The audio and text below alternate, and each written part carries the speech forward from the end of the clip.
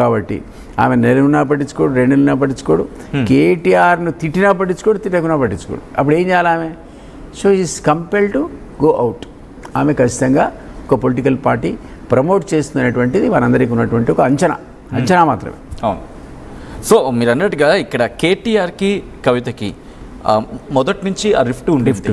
But ఎందుకు ఈ మధ్య కాలంలోనే పెరిగిందంటే ఏమైనా యాడ్ ఆన్ అయ్యా? ఎందుకంటే జైలు నుంచి వచ్చిన పక్షంలో కూడా చాలా క్లోజ్ రాపో కనిపించింది. చూశాడు. మన ఢిల్లీలో కూడా వీళ్ళు పోవటం, ముందు అరెస్ట్ కంటే ముందు కూర్చోవడం, వీళ్ళందరితో మాడడం చూసాం. కేసీఆర్ అంత ప్రత్యేకంగా అందరూ ఫ్లైట్లు వేసుకుని పోయారు కదా, పోయి కూర్చుని పాపం they tried that best to supporter. ఏ కారణం చేత వాళ్ళు ఇద్దరికి చెడిందో తెలియదు. బట్ ఆ రిఫ్ట్ అనేది మొదటి నుంచి ఉందని చెప్తున్నా మీకు. పొలిటికల్ ఎంట్రీలో ఇద్దరికి పోటీ, తర్వాత రాజకీయంగా వద్దామంటే ఈయన అడ్డం ఆవిడ ఎటు వచ్చినా అది వచ్చింది. బట్ ఆమె స్కిల్స్తోనే తన నేర్పడితేతో ఒప్పించి మెప్పించి తెచ్చుకున్న సీట్ అది దాబాద్ తప్ప. అంటే ఎప్పుడు కూడా దాన్ని వాళ్ళిద్దరికి కన్విన్స్ చేసే ప్రయత్నం జరగలేదా? పార్టీ నుంచి కావచ్చు, లేకపోతే పార్టీ నుంచి ఎవరు వెళ్తారు? కేసీఆరే చేయాలా? కేసీఆర్ పట్టించుకోవడం నేను చెప్తుంటే ఎవరు కన్విన్స్ చేయాలి? వేరే వాళ్ళకి ఆ శక్తి ఉందా? ఆ లెవెల్ ఉందా? వాళ్ళిద్దరి మధ్య వాళ్ళు సార్ట్ అవుట్ చేసుకోవాలి కానీ వేరే వాళ్ళకి ఆ లెవెల్ లేదు. కేసీఆర్ తప్ప ఇంకోటి సాల్వ్ చేయలేడు. వీళ్ళందరూ కూడా మీరు రాసి పెట్టుకోండి, ఎప్పటివరకైతే కేసీఆర్ దాని పార్టీ హెడ్గా ఉంటాడో వీళ్ళు ఎక్కడికి పోరు అక్కడే ఉంటారు. ఎక్కడికి పోరు. ఇప్పుడున్న సిచ్యువేషన్లో కవిత ఏం వస్తుందో డెసిషన్ మనకు తెలియదు. కానీ నిజానికి కేటీఆర్ మొన్న బాగా ఎక్స్పోజ్ అయ్యాడు వరంగల్ సమావేశంలో. కేసీఆర్ ఆ సభను తన కుమారుని ప్రొజెక్ట్ చేయడానికి వాడుకున్నాడు. అది ఎక్కడ హరీష్, కవిత, ఇతర నేతల ఫోటోలే లేవు, అక్కడ పట్టించుకునేవాడు లేడు. కాబట్టి వర్చువల్లీ ఆయన ఒక మెసేజ్ ఇచ్చాడు, ఏంటంటే రాబోయే రోజుల్లో నా వారసుడు కేటీఆర్ఏ అని చెప్పేశాడు. ఈయనదే కాదు, ప్రధానమంత్రి మన రాష్ట్రానికి విజిట్లో వచ్చినప్పుడు కేసీఆర్ అనేవాడు నన్ను అడిగాడు, నేను నా కొడుకుని ముఖ్యమంత్రి చేద్దామని అనుకుంటే ఏదైనా పరివార సర్కార్ అని అడిగాను, నేను కుటుంబ పార్టీ కాదు కదా అని అన్నాను, కరెక్ట్ కాదని అన్నానని చెప్పాడు. ఎవరు? ప్రైమ్ మినిస్టర్ మోడీ చెప్పాడు అన్నమాట. అప్పటి నుంచి ఈయన మైండ్లో తన సక్సెసర్ కేటీఆర్ అనే ఉంది, కవిత అని లేదు, హరీష్ అని లేదు. కాబట్టి స్పెక్యులేషన్, కవిత రావచ్చు. రేవంత్ రెడ్డి గారు అన్నట్టున్నాడు, ఏమన్నా అంటే బహుశా జైలుకు పోయి ముఖ్యమంత్రి ఏదా అనుకుంటున్నాడేమో, మరి దానికి కూడా సీనియారిటీ కింద కవితకే ఉంది కదా అన్నాడు. అంటే ఎవరు ముందు పోతే వాళ్ళే ముఖ్యమంత్రి అవుతారంటే కవిత సీనియర్ మోస్ట్ కదా అన్నాడు. ముందే జైలుకు వచ్చింది కదా, కాబట్టి ఈయన ఎట్లా అవుతాడు ఈయన కాడన్నాడు కేటీఆర్. సో ఆ రకంగా రకరకాల జోక్స్ అపార్ట్ నేనేమంటున్నానంటే అక్కడ మీకు మొన్న వరంగల్ సభలో కూడా కేటీఆర్నే ఎక్స్పోజ్ చేశారు తప్ప అటు హరీష్ని, కవితని కూడా తొక్కేశారు ఇతర నాయకులతో పాటు. అదొక ఫ్రస్ట్రేషన్ ఉండొచ్చు. బట్ మీరు అంటే ఒక ఇంట్రెస్టింగ్ పాయింట్, అంటే కవిత దగ్గర ఆర్గనైజేషన్ స్కిల్స్ ఉన్నాయి, at the same time orator skills ఉన్నాయి, కేటీఆర్కి సంబంధించి కూడా దాదాపుగా. కానీ ఎందుకు కేటీఆర్కి elevation, at the same time కవితని ఎందుకు, కవిత మనసులో ఎందుకు అంత బలంగా నాటుకుపోయింది నాకు ఎలివేషన్ లేదు అనే అంశానికి సంబంధించి? ఎప్పుడైనా తన లెటర్ గురించి కూడా ప్రస్తావిస్తున్నప్పుడు గతంలో కూడా ఉన్నాయి, చించి పక్కన పెడతారు, బట్ ఇది ఎక్స్పోజ్ అయిందంటూ ఏం జరిగింది? ఆ డిఫరెన్సియేషన్ ఏంటి? కేసీఆర్ ఏమని ఆలోచిస్తారు సాధారణంగా? కేసీఆర్ ఇవన్నీ పట్టించుకోండి. మీరు కనుక దేవుడి విగ్రహం ఉంటే పోయి కొబ్బరికాయ కొట్టి నమస్కారం పెట్టి బయటికి రావాలా? నువ్వు ఉన్నావా, అసలు ఉన్నావా లేవని పాట పాడుకుంటే మీరే పాడుకోవాలా? ఆయనే పలకడు మీకు.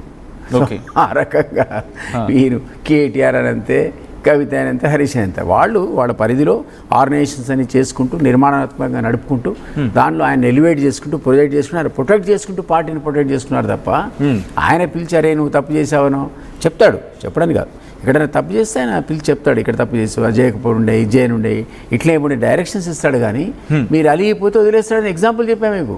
పెద్ద పెద్ద ఫౌండర్ మెంబర్స్ వాళ్ళంతా ఒక్కనాడు పిలవడం కానీ, రికన్సిలియేషన్ కానీ, చర్చలు కానీ, పోతే పోయాడు, నష్టమైంది అనుకున్నాడు తప్ప కేరే చేయలేదు. అదే పద్ధతిలో మీకు ఆల నరేంద్ర నెంబర్ 2 పొజిషన్లో ఉన్నాడు, లేపాడు ఠామ్ అని సస్పెండ్ చేసి ఎత్తి అవతల పారేశాడు.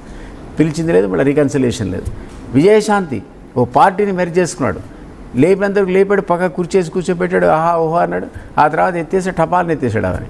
సో అట్లా కేసీఆర్ విల్ నెవర్ బాదర్. ఆయనే సుప్రీం, తన అనుకునేది జరగాలి, ఆయన చెప్పేదే మనకు వేదం, ఆ స్టైల్లో ఉంటుంది. కాబట్టి దానివల్ల కొడుకుకి ఇబ్బంది అవుతుంది, ఒక్కోసారి అల్లుడికైతే చెప్పలేంత ఇబ్బంది పాపం హరీష్కి. గత ప్రభావాన్ని కోల్పోయాడు కదా, నేను చెప్తున్నా 5వ స్థానంలో ఉన్నాడు పాపం, అయినా ఉన్నాడు. కానీ హరీష్ లాంటి వాడు కూడా ఒకవేళ కేటీఆర్ రేపుతుంది అంటుందిగా, ఏది సంచలన వ్యాఖ్యలను మీరు వేస్తున్నారు, ఆయన నాయకత్వాన్ని నేను ఒప్పుకోను, ఎవరిది కేటీఆర్, ఆయన నాయకత్వాన్ని హరీష్ కూడా ఒప్పుకోడు.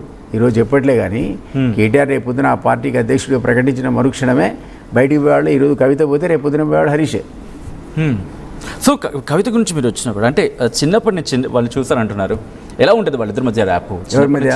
కవితకి కేటీఆర్కి చిన్నట్టు అంత ర్యాప్ లేదు. సరే, sister and brother relation is relation. Political మాత్రం రైవలరీ ఉంది, కాంపిటీషన్ ఉంది, ఒకళ్ళ మీద ఒకళ్ళకు కాంప్లెక్స్ ఉంది. బట్ అందరినీ డామినేట్ చేస్తున్నారు, క్యాప్చర్ చేశాడు పార్టీ మొత్తాన్ని ఓకే కేటీఆర్ అనేవాడు. సో సహజంగా మీకు దాని ఏమంటారు అంత టు దట్ ఎక్స్టెంట్ మీకు ఇదేమంటారు దాన్ని కంఫర్ట్ ఉండదు మీకు. ఓకే కంఫర్ట్ ఉండదు, కంజెషన్ ఉంటుంది మీకు. ఓకే. సో కవిత విషయానికి వచ్చినప్పుడు మళ్ళీ మాట్లాడుకుంటే ఈ జైలుకి వెళ్ళి వచ్చిన తర్వాత కాస్త గ్యాప్ కనిపించింది, అప్పటి వరకు ఎటువంటి ఇష్యూస్ రాలేదు. కానీ ఒక్కసారిగా లెటర్ లీక్ అయింది కదా, తను రాసిన ఉత్తరం 10 ఉత్తరాలు రాసి రానివి ఇది ఎందుకు లీక్ అయిందని అడుగుతుంది కదా. ఎగ్జాక్ట్లీ. అంటే ఎక్కడ జరిగి ఉండొచ్చు, ఫ్యామిలీలోనే కోవట్లు ఉన్నారు, దెయ్యాలు ఉన్నారని చెప్పిన సందర్భంలో కూడా. నా ఉద్దేశంలో కవిత దయ్యాలనేది కోట్లు అనేది ఎవరిని ఉద్దేశించి అంటుందంటే సంతోష్, వెనక ఉండే సంతోష్ అంటుంది, రాజ్యసభ సభ్యుడు మాజీ. ఇంకొకటేమో కేటీఆర్ని బట్టి అంటుంది.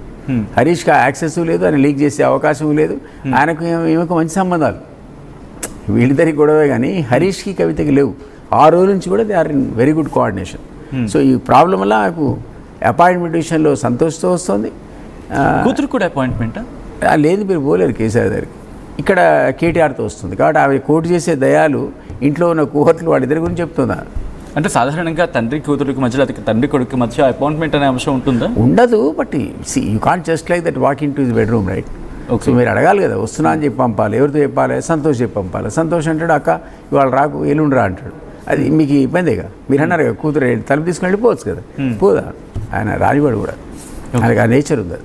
సో పార్టీ విషయానికి వచ్చినప్పుడు మీరు అన్నట్టుగా జాగృతి కావచ్చు, లేకపోతే బతుకమ్మ కావచ్చు, పార్టీకి అంటే బీఆర్ఎస్కి ఒక విధంగా చెప్పండి కాంపిటీషన్ అనే పదం కరెక్ట్గా ఎగ్జాక్ట్ కాకపోవచ్చు, కానీ బట్ బీఆర్ఎస్ని హైప్ క్రియేట్ చేయడంలో కీలక పాత్ర పోషించాయి. కాబట్టి అప్పుడు ఏం కనిపించలేదా? అప్పుడు ఎందుకు కవిత విషయాన్ని ఎందుకు ప్రస్తావించలేదు? అప్పుడు ఏమైనా జరిగిందా? ఆమె నిర్మాణం చేసుకున్నది బతుకమ్మలు కానీ జాగృతి కానీ తన సపరేట్ ఆర్గనైజేషన్స్.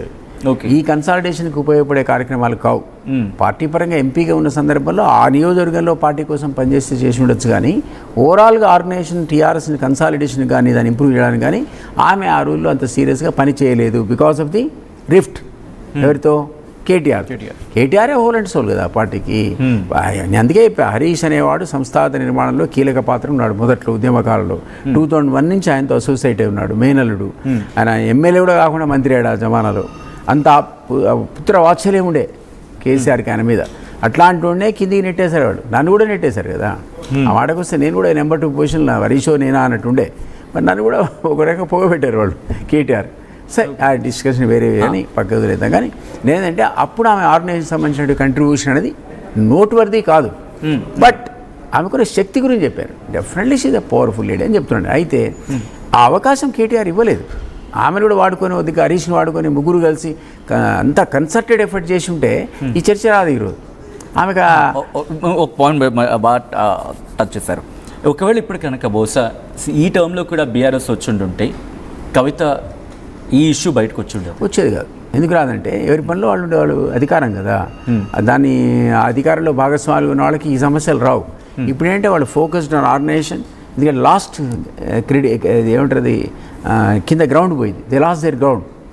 ఇప్పుడు 39 ఎమ్మెల్యేలు ఇచ్చినటువంటి ప్రజలు పార్లమెంట్ వచ్చే వరకల్లా జీరో చేస్తారు, జీరో అయ్యింది, కంప్లీట్ జీరో అయింది. పడిపోయింది. అది పడిపోయిన తర్వాత మొన్న ఇప్పుడు 10 ఏళ్లలో బీఆర్ఎస్ ఉద్యమ ఆకాంక్షలు నెరవేర్చలేదని పడిపోతే మీకు యాక్చువల్గా